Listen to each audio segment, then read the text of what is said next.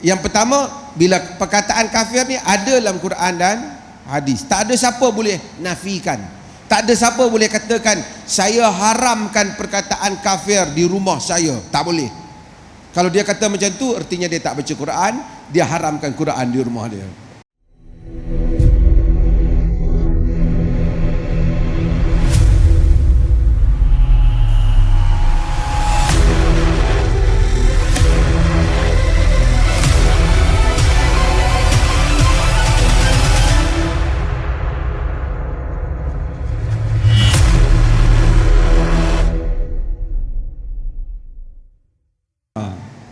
Assalamualaikum.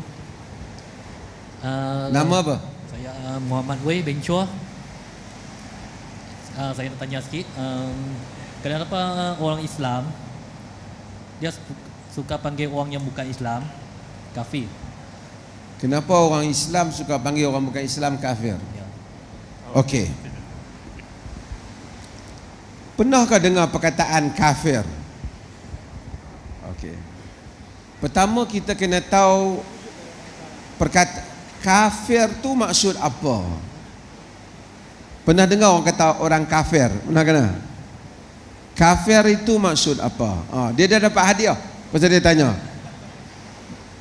Ini menggalakkan, encourage you untuk tanya soalan. Okey. Kafir tu maksud apa? Kafir maksud seseorang yang tidak percaya. Apabila satu orang tu dia tak percaya apa yang Islam ajar, berarti dia kafir dengan Islam, dia tak percaya dengan Islam.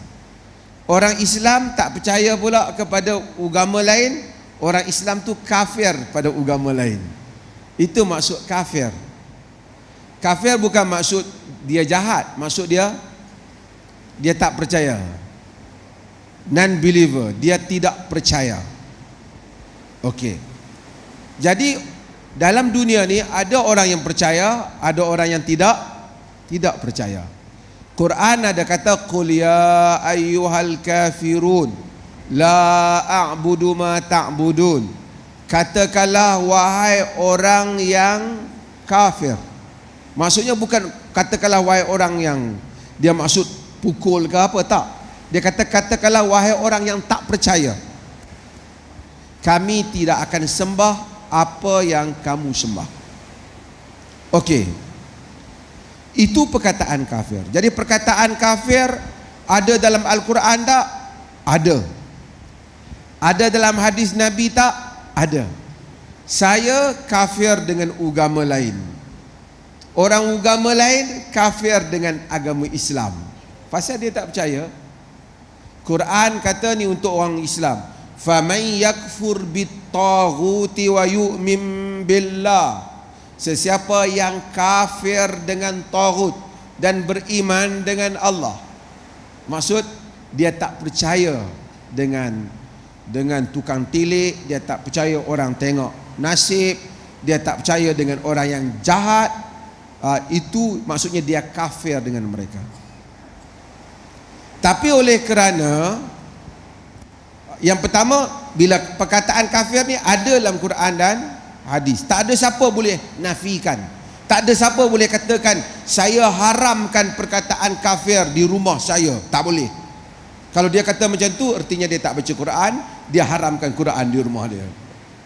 Tapi boleh tak saya tak nak panggil kepada orang kafir tu kafir, takut dia kecil hati, takut kasar. So saya panggil dia non-Muslim.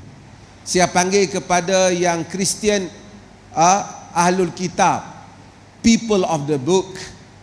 Saya panggil kepada orang Siam yang orang Buddha, bukan Muslim. Boleh tak? Boleh. Itu kerana dialog yang baik. Saya tak panggil kafir.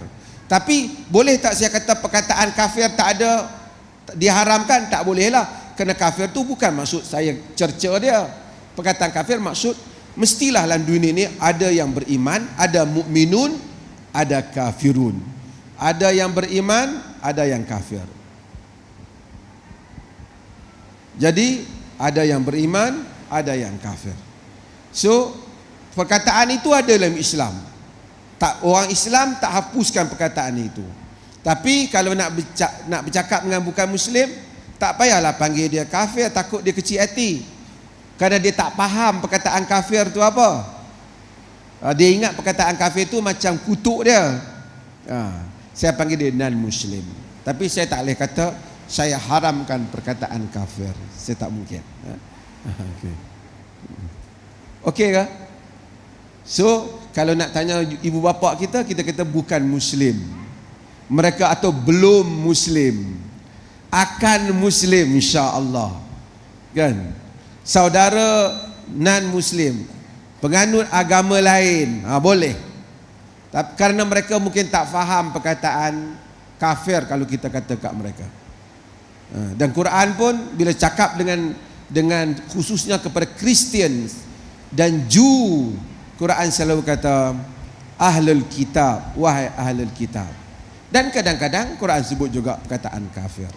Tengok kepada konteks. So ada konteks, ada tempat memang panggil kafir. Ada tempat tak boleh. Dia sembang dengan kita, tak payahlah ai kafir, janganlah.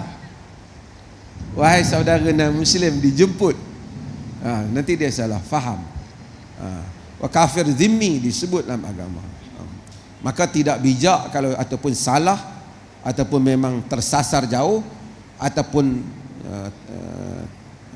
terbabas jauh daripada agama jika seorang kata dia mengharamkan perkataan itu.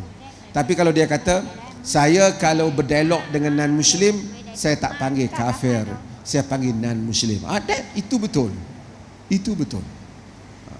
Itu betul. Untuk wajadilhum billati hiya ahsan, dan berdialoglah dengan mereka dengan cara yang baik. Terima kasih. Okey, boleh jelas ya untuk topik tu.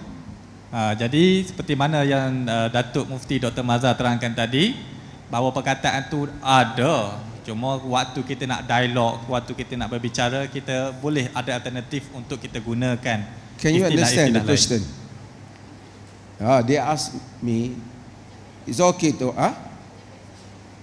okay. They ask me, it's okay to call someone kafir. I said the word kafir is mentioned in Quran. Someone disbeliever, we call them kafir. But if you want, we cannot erase the word. But if we want to call someone politely, to have the dialogue, good dialogue, to call them, to invite them to Islam, maybe we can call them non-Muslim or people of the book or who not Muslim yet. So this is polite words is encouraged by Quran.